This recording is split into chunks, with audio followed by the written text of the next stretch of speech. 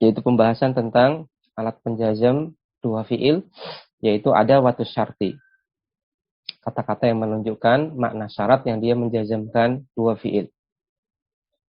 Di sini diberikan judul oleh pensyarah dengan ada watu syarti, alat-alat syarat.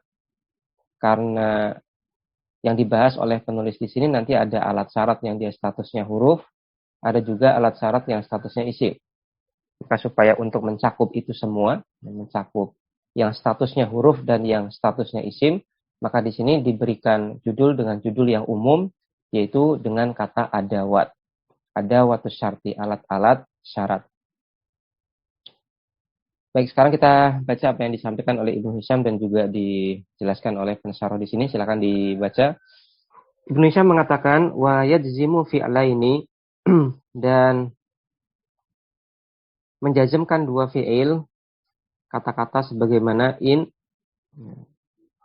artinya adalah jika atau apabila, kemudian idma kurang lebih maknanya sama seperti in, apabila. Kemudian kata ayu ini aslinya adalah ayun, hanya saja karena penggunaannya dia senantiasa diidofahkan, maka di sini diambil bentuk yang ketika dia diidofahkan, yaitu ayu tanpa tanwin. Kemudian aina dimanapun, kemudian anna kapanpun, kemudian ayyana dimanapun, kemudian mata kapanpun, kemudian mahma bagaimanapun, kemudian man siapapun, kemudian ma apapun, haitsuma dimanapun. Maka kata-kata tadi dia merupakan adawat syarat, alat syarat, dan dia fungsinya adalah menjazmkan dua fi'il mudhari. Semisal pada firman Allah Subhanahu wa taala di surat An-Nisa ayat 133, Allah katakan in yasha, jika dia mau, jika dia berkehendak, jika Allah Subhanahu wa taala berkehendak, yudhibkum, maka niscaya dia yudhibkum, akan memusnahkan kamu wahai manusia. Maka di sini ada adawat syarat ataupun alat syarat, atau lebih tepatnya huruf syarat in. Kemudian berikutnya ada kata yasha yang merupakan fi'il mudhari majzum karena adanya in. Kemudian kata yudhib di sini juga fi'il mudhari majzum karena dia didahului oleh kata in. Kemudian contoh yang lain di surat An-Nisa juga 123, Allah katakan man ya'mal su'an, barang siapa yang berbuat kejelekan, yujzabi, dibalas dengannya. Maka kata ya'mal di sini dia merupakan fi'il mudhari majzum.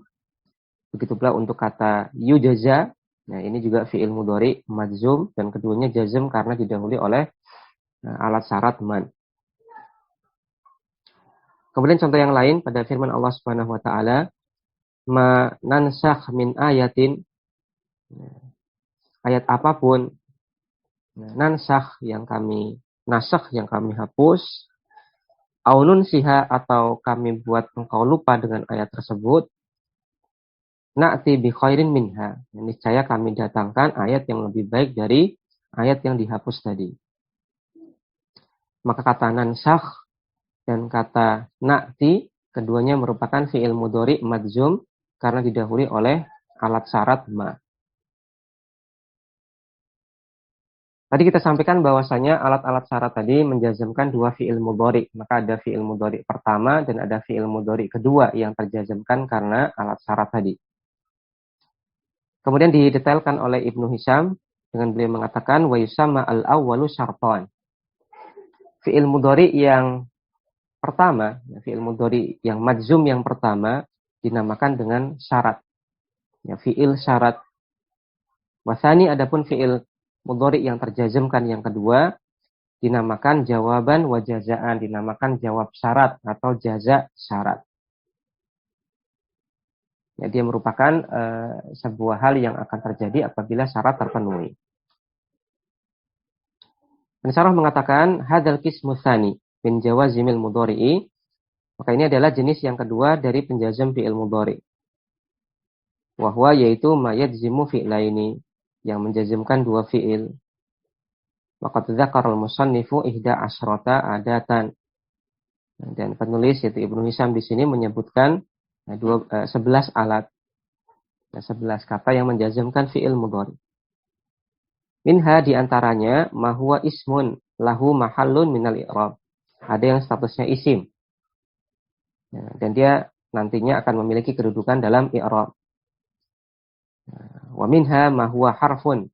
Dan diantaranya ada yang statusnya huruf. La mahalla lahu minal i'rab. Dan tentunya kalau huruf dalam kalimat, dia tidak punya kedudukan dalam i'rab. Wa sa'ubayyinu dzalik insyaallah.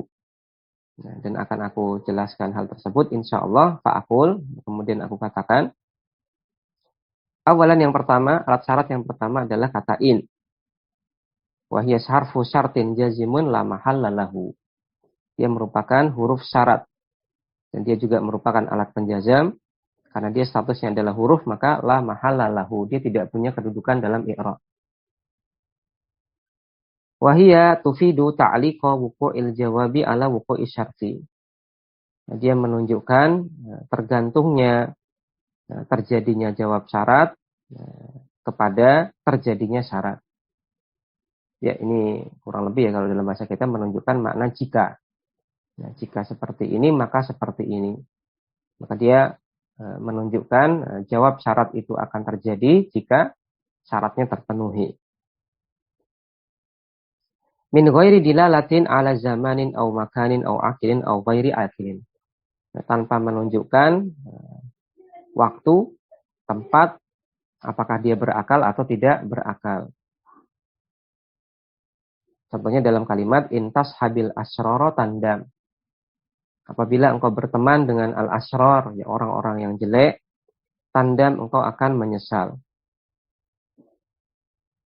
Maka kata tashab di sini dia fi'il mudhari majzum karena in, kemudian tandam begitu pula dia fi'il mudhari majzum karena in.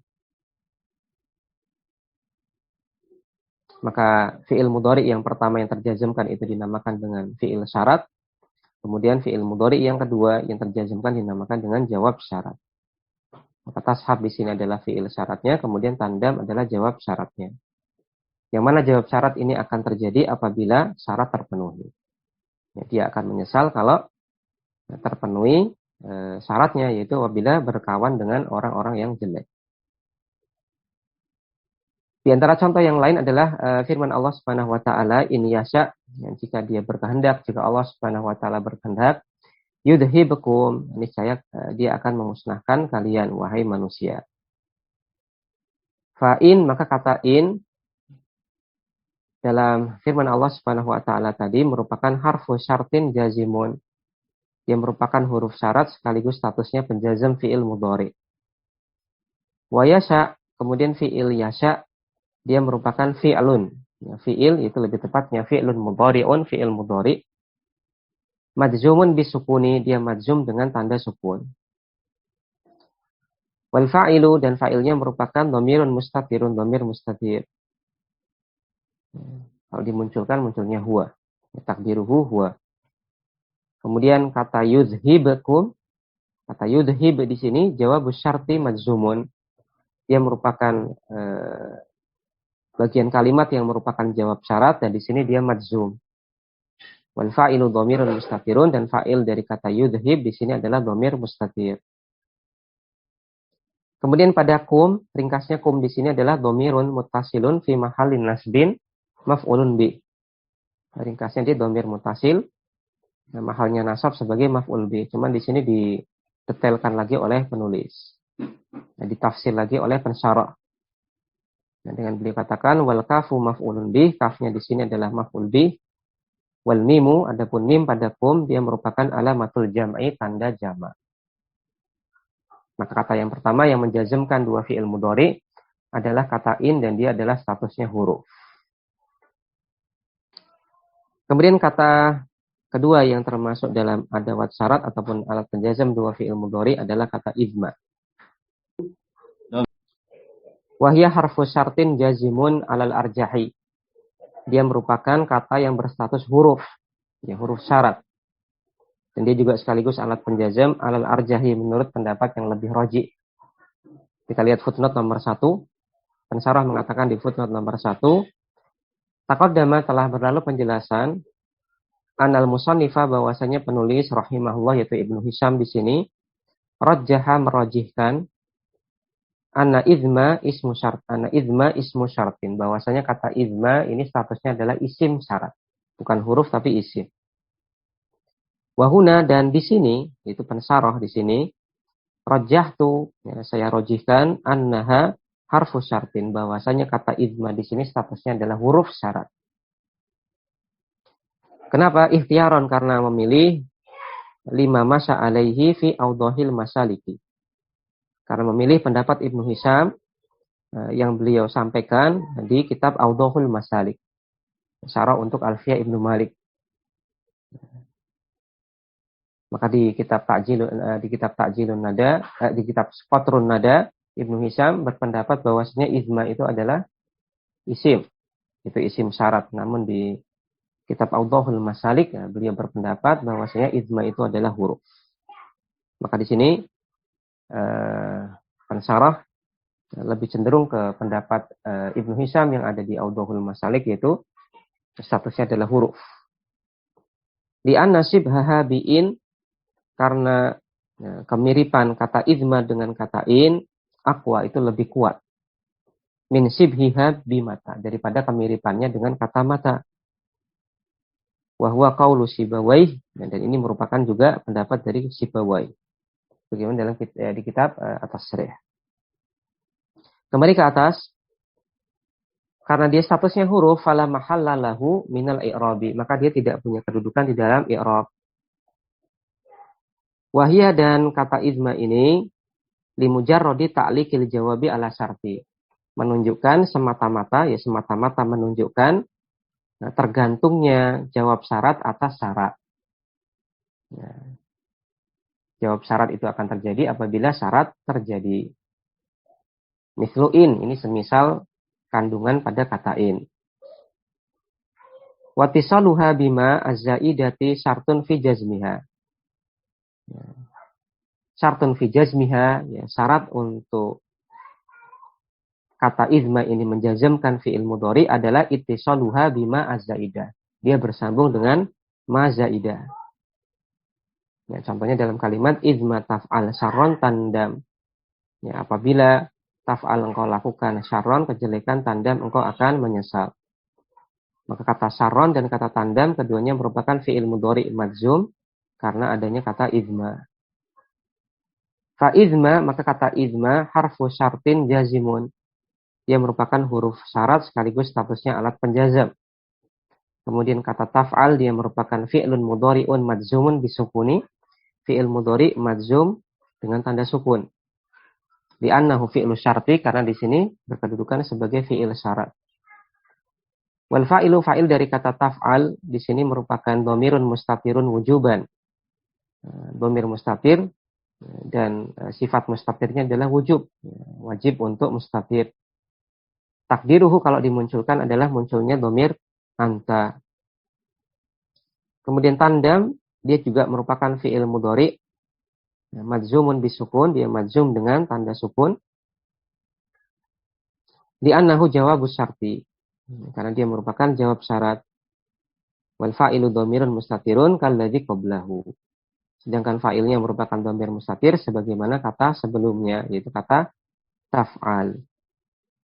Baik, maka ringkasnya untuk kata izma ada dua pendapat untuk statusnya. Ada yang berpendapat statusnya adalah isim sebagaimana pendapat Ibnu Hisham dalam kitab Qatrun Nada ini. Namun ada juga ulama yang berpendapat bahwasanya izma itu adalah statusnya huruf sebagaimana pendapat Ibnu Hisham dalam kitab Audhul Masalik. Dan ulama yang lain yang berpendapat sebagaimana pendapat beliau. Maka mana yang lebih tepat dalam masalah ini? Maka pensyarah lebih merajihkan bahwasanya ini statusnya adalah huruf. Ya, maka dia huruf syarat. Ya, alasannya adalah karena kemiripannya terhadap kata in itu jauh lebih kuat daripada kemiripannya dengan kata mata. Ya, ini kalau tidak salah juga kita pernah bahas pula di pembahasan kata izma di pembahasan awal-awal kitab takjilun nada. Maka ada dua kata yang dia statusnya adalah huruf. Kata yang pertama adalah kata in, kemudian kata yang kedua adalah kata izma. Berikutnya adalah kata ayu ya. Tadi saya sampaikan bahwasanya asalnya ayun ya, ditanwin. Ya, cuman di sini karena pemakaian ayun itu adalah seringnya diidofahkan ke kata yang lain, maka di sini dipilih bentuk yang tanpa tanwin, ayu. Pensyarah mengatakan kata ayu ditasdidi dengan mentasdid huruf ya-nya. Ya, maksudnya, nah ini bukan ai, ya, karena ada kata ai, ada kata ayu. Nah, ini pensyarah menegaskan di sini ya-nya ditasdid, ya, bukan disukun. Kalau disukun ai, ya, maka dia statusnya huruf athof. Maka ayu dia merupakan ismu syartin jazimun, dia merupakan isim syarat dan juga penjazam fi'il mudhari. Wahia bihasabi matudofu ilaih, dan dia menunjukkan atas apa, ya, apakah atas tempat, waktu yang berakal atau tidak berakal, ya, dia menunjukkan atas apanya itu tergantung dari mudhof ilaihnya. Nah, tergantung dia diidofahkan kemana. Kalau diidofahkan ke kata-kata yang menunjukkan waktu, ya, maka dia menunjukkan waktu. Kalau diidofahkan ke yang menunjukkan tempat, dia menunjukkan tempat, dan seterusnya. Maka dia menunjukkan atas apanya tergantung mudhof ilaihnya. Fatakunu lil akili, maka dia boleh jadi menunjukkan untuk sesuatu yang berakal apabila diidofahkan ke yang berakal. Contohnya dalam kalimat ayyuhum yakum akum ma'ah. Nah, siapapun di antara mereka yang berdiri, aku akan berdiri bersamanya. Ya, maka di sini kata ayyunnya di sini diidofahkan ke dhamir hum. Dan dhamir hum ini ya, berakal tentunya. Ya, maka dia menunjukkan yang berakal. Kemudian fi'il mudhari yang terjazmkan dengan adanya kata ayun di sini adalah kata yakum dan kata akum. Fa'ayu, maka kata ayu dalam contoh kalimat tadi dia merupakan ismu syartin jazimun. Dia merupakan isim syarat dan penjazam fi'il mudhari. Mubtada'un marfu'un, berkedudukan sebagai mubtada. Dan di sini dia marfu'. Kemudian wali ghairil akili dia juga bisa menunjukkan untuk sesuatu yang tidak berakal. Contohnya dalam kalimat ayyal kutubi taqra aqra. Ya, ayyal kutubi, ya kitab manapun, ya kitab apapun. Ya, kitab apapun taqra yang engkau baca, aqra aku juga akan baca. Ya, maka di sini kata ayunnya di sini diidofahkan ke sesuatu yang tidak berakal yaitu kata al-kutub. Ya, kitab-kitab, maka dia menunjukkan sesuatu yang tidak berakal. Kemudian kata takro dan kata akro ini merupakan dua fi'il mudhari yang terjazmkan karena adanya kata ayun dalam kalimat tadi. Fa'ayya, maka kata ayya di sini pada ayyal kutubi dia merupakan ismu syartin jazimun, dia isim syarat penjazam fi'il mudhari. Kenapa dia mansub? Dibaca ayya tidak dibaca ayu karena maf'ulun muqaddamun. Karena dia berkedudukan sebagai maf'ul bih muqaddam. Mansubun, dan di sini dia mansub. Kemudian berikutnya kata ayun ini juga bisa menunjukkan zaman ataupun waktu. Watakunu li zamani, dia bisa digunakan untuk menunjukkan waktu. Contohnya dalam kalimat ayya yaumin tusafir, ya, hari apapun tusafir engkau bersafar, ya, usafir aku akan bersafar juga.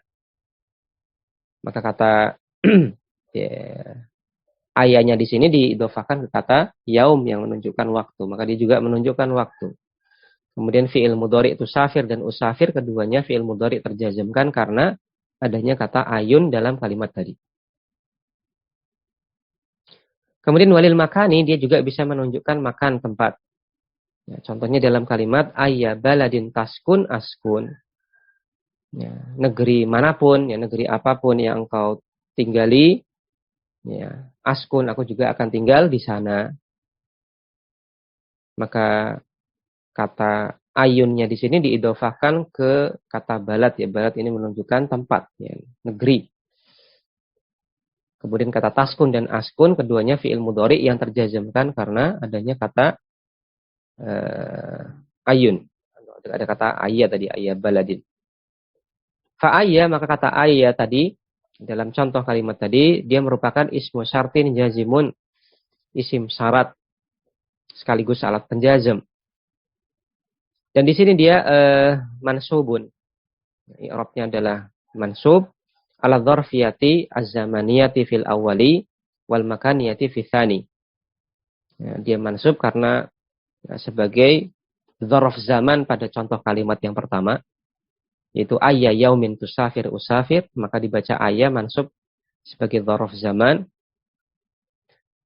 Wal makaniyati fi tsani, dan menunjukkan dzaraf makan pada contoh kalimat yang kedua, yaitu ayya baladin taskun askun.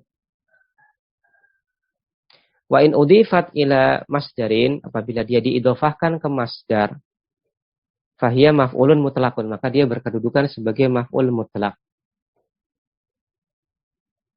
Dan jadi kata ayun ini merupakan isim syarat yang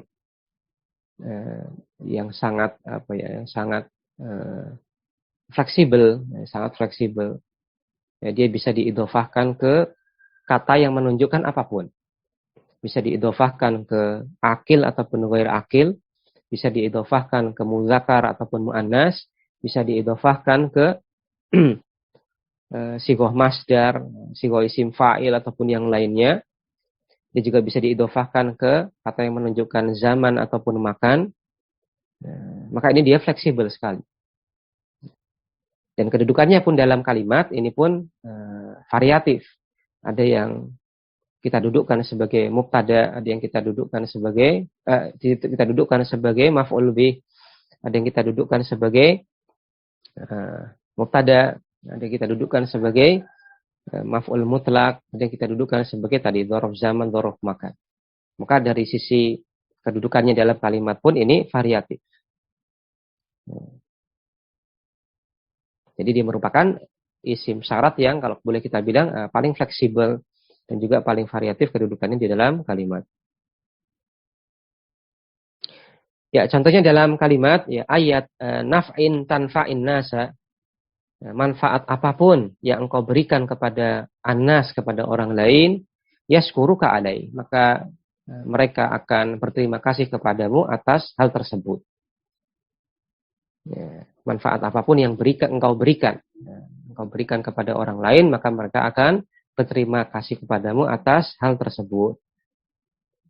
Maka di sini fi'il mudhari yang terjazimkan karena kata ayya naf'in tadi adalah kata tanfa, kemudian kata yashkuru. Ya, aslinya yashkuruka, namun karena di sini jazam karena adanya kata ayun, ya, maka dia jazam dengan tanda hadfun nun. Maka kata tanfa di sini merupakan fi'il mudhari pertama yang terjazamkan. Kemudian kata yaskuru ini adalah fi'il mudhari yang kedua yang terjazamkan karena adanya kata ayya naf'in tadi. Kemudian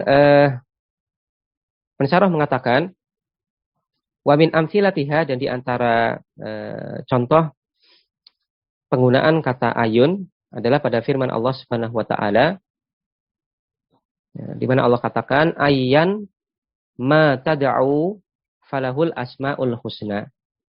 Ayyan ma tad'u, ya, dengan nama apapun kalian berdoa, ya, dengan nama apapun kalian menyeru Allah Subhanahu wa taala, falahul asmaul husna, maka hanya baginya lah al asmaul husna, nama-nama yang husna. Ya, kata al husna dia merupakan isim tafdil. Kata al husna ini merupakan isim tafdil. Nah, sehingga kata al husna itu tidak hanya sekedar menunjukkan makna baik, tapi menunjukkan makna paling baik. Ya, paling baik dari sisi mencapai tingkat kesempurnaan kebaikannya sampai puncaknya, dan tanpa mengandung sedikit ketidaksempurnaan pada nama-namanya, sama sekali tidak.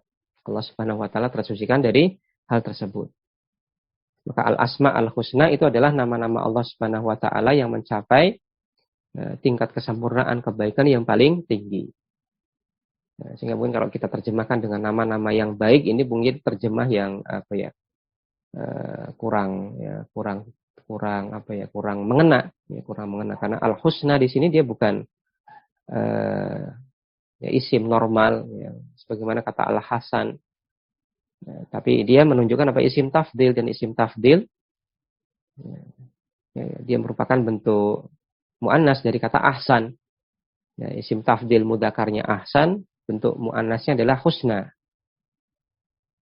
Maka dia isim tafdil. Kalau isim tafdil menunjukkan makna lebih atau paling, maka husna di sini dia menunjukkan makna ya, paling. Kembali ke fokus perhatian kita dalam firman Allah Subhanahu wa taala, ayyan matada'u, dengan nama apapun yang kalian gunakan untuk menyeru dan berdoa kepada Allah, falahul asmaul husna, maka hanya bagi Allah lah nama-nama yang paling baik. Fa ayyan, maka kata ayyan dalam surat Al-Isra ayat 110 tadi, dia merupakan ismu syartin jazimun, isim syarat penjazam fi'il mudhari. Mansubun bitada'u, dia mansub, ya, dibaca ayyan mansub bitada'u, ya, karena adanya kata tada'u.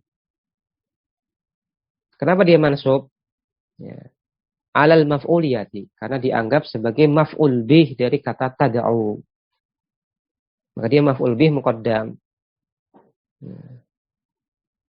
Maka ayyan ma di sini, ayyannya di sini dia mansub karena sebagai maf'ul bih muqaddam. Kemudian ma pada ayyan ma-nya di sini adalah harfun zaidun i'raban. Ya, huruf tambahan. Jadi huruf zaidah i'raban secara i'rab, muakkidun ma'nan, namun secara makna dia muakkid, menegaskan kalimat. Jadi dia berfungsi menegaskan kalimat. Kemudian fi'il tada'u, dia merupakan fi'il syarti, dia fi'il syarat majzumun bihadfin nuni. Dia di sini majzum dengan tanda menghapus huruf nun akhirannya. Kenapa tanda jazmnya dengan hadfun nun? Li'annahu minal amthilati al-khamsati. Karena dia termasuk dalam kategori al-amthilah al-khamsah. Ya, al-af'al al-khamsah. Wal wawu fa'ilun. Kemudian huruf waw, yaitu waw jamaknya di sini berkedudukan sebagai fa'il. Wa jumlatu falahul asma'ul husna. Kemudian kalimat, yaitu lebih tepatnya jumlah ismiyah falahul asma'ul husna. Satu kesatuannya. Ini dianggap jawabus syarti. Dianggap bagian kalimat yang berkedudukan sebagai jawab syarat. Nah, mengingat jawab syarat itu adalah harus majzum, maka di sini disampaikan oleh pensyarah, di sini dia fi mahalli jazmin. Mahalnya jazm. Jadi i'rabnya adalah fi mahalli jazmin. Jadi di sini kita dapatkan faedah, ada kasus di mana sebuah jumlah, bahkan jumlah ismiyah yang terletak dalam sebuah kalimat dan dia mahalnya jazm. Kapan itu? Yaitu ketika dia berstatus sebagai jawab syarat dalam kalimat. Ini yang mungkin agak unik dalam hal ini. Ada jumlah ismiyah dalam kalimat. Kalau dia mahalnya jazm. Biasanya jumlah ismiyah itu dalam kalimat kan sebagai khobar, sebagai hal, ataupun kedudukan mansub yang lainnya, ataupun kedudukan marfu, kedudukan marfu ataupun mansub yang lainnya. Tapi ternyata di sini kita jumpai ada jumlah ismiyah, bahkan jumlah ismiyah dia mahalnya jazm, statusnya sebagai jawab syarat dalam kalimat. Ikhwatal iman rahimani wa rahimakumullah, demikian yang bisa kita baca pada kesempatan pagi hari ini. Kita cukupkan sampai pembahasan kata ayun. Maka ringkasnya untuk kata in dan izma statusnya adalah huruf.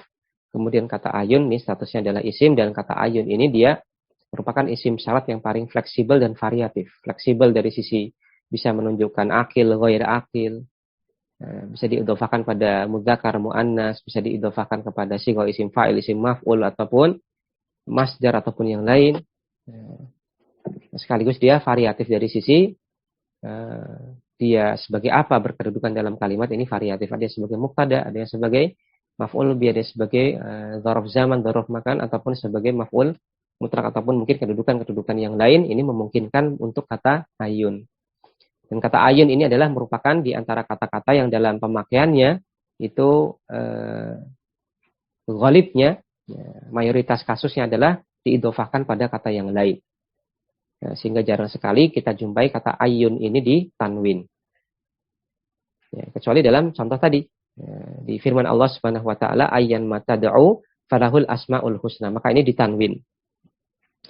Nah, terluput ya footnote, coba kita baca footnote nomor 1 untuk ayyan matad'u di surat Al-Isra 110. Pensarah menambahkan penjelasan watanwinu fi ayyan, tanwin yang ada pada kata ayyan ini iwadun anil mudhafi ilai. Dia sebagai ganti dari mudhaf ilai. Ya, maka tadi kita sampaikan kondisi asal untuk kata ayun adalah senantiasa diidhofahkan, maka tidak ditanwin. Namun di sini ditanwin kenapa? Karena di sini kita baca ayyan, maka pensarah mengatakan ayyan di sini ditanwin. Tanwinnya di sini adalah tanwin iwad, ya, tanwin pengganti. Pengganti dari siapa? Pengganti dari mudhaf ilai yang harusnya ada setelah kata ayyan tadi. Kalimat asalnya bagaimana? Kalimat asalnya adalah ayyasmin tad'u falahul asmaul husna. Kalimat asalnya adalah nama manapun yang kalian seru Allah dengan nama tersebut, maka hanya milik Allah lah nama-nama yang paling baik. Maka kalimat asalnya adalah ayyasmin, ayya ismin. Cuman kata isminnya ini dihapus, kemudian kata ayyannya di sini ditanwin. Maka tanwin ini tanwin iwat, tanwin sebagai kompensasi ataupun ganti dari mudhaf ilaih yang dihapus.